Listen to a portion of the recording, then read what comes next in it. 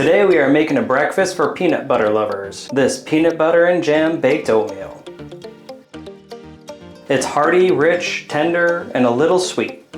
It's a great way to start your day.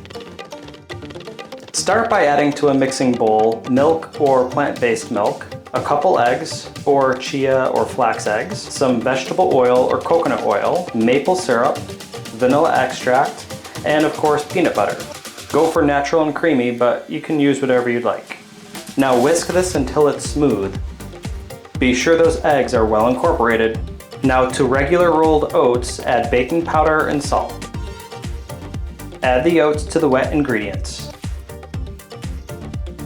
Pour the mixture into an 8-inch square baking dish. Smooth out the top.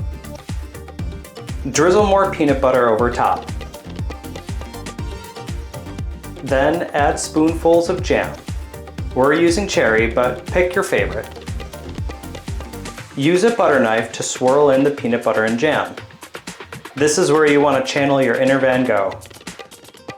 Bake for about 30 minutes, then cool for 10 minutes.